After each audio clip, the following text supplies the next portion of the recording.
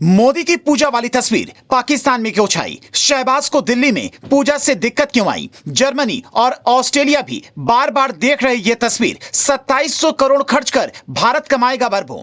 Germany का Hanover exhibition centre और Shanghai का NECC अब भूल जाइए, भारत ने बना दी शानदार जगह। पीएम मोदी की ये पूजा वाली तस्वीर पाकिस्तान में छाई हुई है। पाकिस्तानी प्रधानमंत्री शहबाज शरीफ इस तस्वीर को चीन भेजना चाहेंगे। उनके दिमाग में अभी से ये शातिर आइडिया चल रहा होगा कि कैसे इस तस्वीर पर सवाल खड़े किए जाएं। आप कहेंगे पीएम मोदी ने पूजा दिल्ली में की है तो इस्लामाबाद में इस बात पर हलचल क्यों है? तो वो समझाएं। उससे पहले आपको 3 तस्वीर दिखाते हैं और समझाते हैं कि हलचल सिर्फ पाकिस्तान में नहीं बल्कि पूरी दुनिया में है। यह है जर्मनी का हनोवर एग्जीबिशन सेंटर, यह है चीन के शंघाई का NECC और यह है भारत का IECC। ये तीनों एग्जीबिशन सेंटर हैं। हिंदी में कहें, यहां पर बिजनेस मीटिंग, कॉन्फ्रेंस या किसी तरह की प्रदर्शनी लगाई जा सकती है। लेकिन भारत वाला प्रदर्शनी सेंटर जो प्रगति मैदान में बना है और जहां पीएम मोदी ने पूजा की है, वो दुनिया के टॉप 10 सेंटर की लिस्ट में शामिल हो गया है।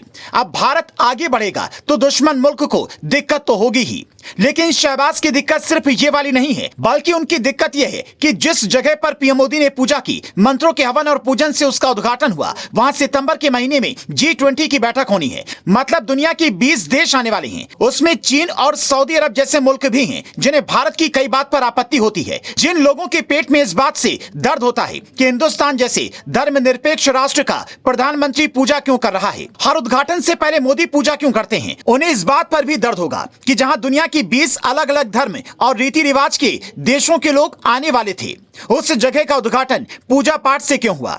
पर आपको इन सवालों के चक्कर में नहीं पड़ना है, बल्कि आपको यह जानना है कि हिंदुस्तान में एक एग्जीबिशन सेंटर बनाकर दुनिया के सामने कैसे खुद को मजबूत किया है। ये जो इंटरनेशनल एग्जीबिशन कम कन्वेंशन सेंटर आप देख रहे हैं, यह प्रगति मैदान में 123 एकड़ इलाके में बना है, जिसका रीडेवलपमेंट 2700 करोड़ की लागत से हुआ है। फ्लोर की डिजाइन से लेकर दीवारों और छत तक पर बनी पेंटिंग और डिजाइन ये बताते हैं कि एक एक चीज काफी सोच समझ कर लगाई गई है। सरकारी एजेंसी ITPO यानी कि इंडिया ट्रेड प्रमोशन ऑर्गेनाइजेशन के इस कॉम्प्लेक्स की तस्वीरें पूरी दुनिया में छाई हुई हैं, जिसमें 7000 लोगों की बैठने की क्षमता है, 3000 लोगों की बैठने की क्षमता वाला MP थिएटर, 100 लोगों के बैठने वाला मीटिंग रूम, 5500 से अधिक गाड़ियों की पार्किंग की व्यवस्था की गई है।